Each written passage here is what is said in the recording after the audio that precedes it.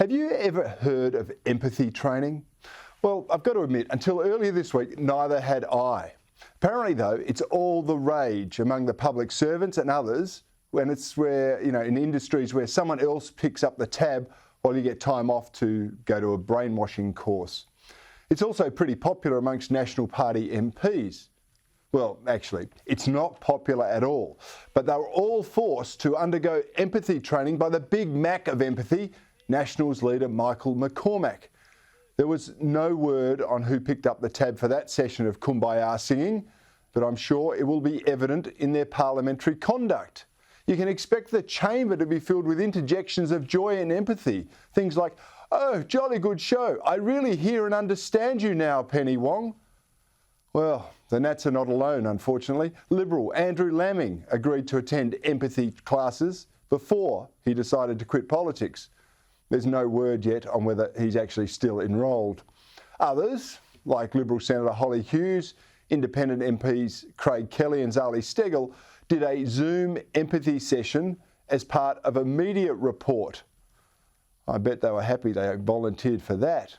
Anyway, the full course operates over 2 days and is run by a lady named Catherine Tay. She's received previous government contracts, including one of more than $200,000 related to the Inland Rail project. Now, it all sounds a bit odd to me, I've got to say. So I did a little research to see what empathy training is and what it actually teaches. And we had to start with defining empathy.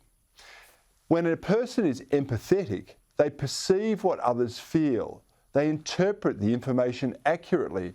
They respond to it effectively and check with the person for accuracy if there's any doubt.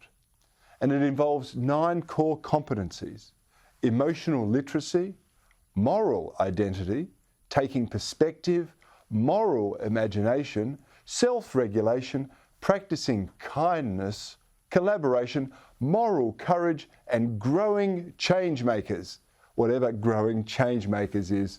It got my antenna up, I got to tell you, because any time a course is presented as a moral cause, you're likely in the realm of zealotry rather than science. You see, the swivel-eyed loons of the radical left dress up all of their crusades as moral causes to paint those who think it's garbage as morally bad. It was taught to them by Saul Alinsky in his Rules for Radicals book. We've talked about that here before. But always having an open mind, I thought, maybe I've got all this wrong. Let me do some more research. And that's when I stumbled upon an interview that course leader Catherine Tay did on ABC Radio. She explained that, and I quote, "Those that are white, tall men get paid more to have better access.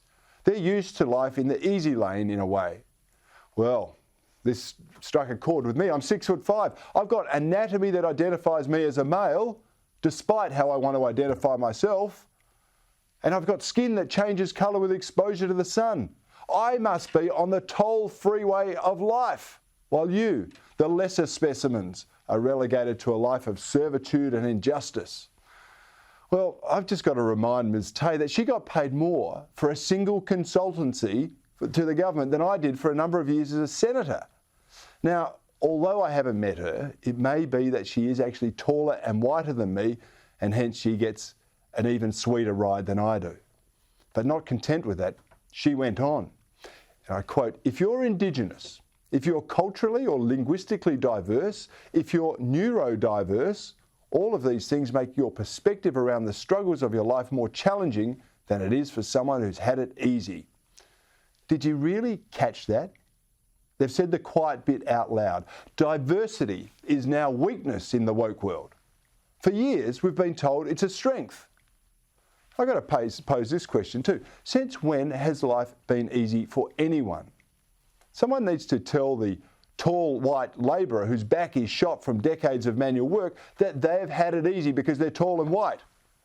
And while you're at it, make sure you let one of our culturally and linguistically diverse billionaire immigrants tell them that their life is harder because they can speak more than one language.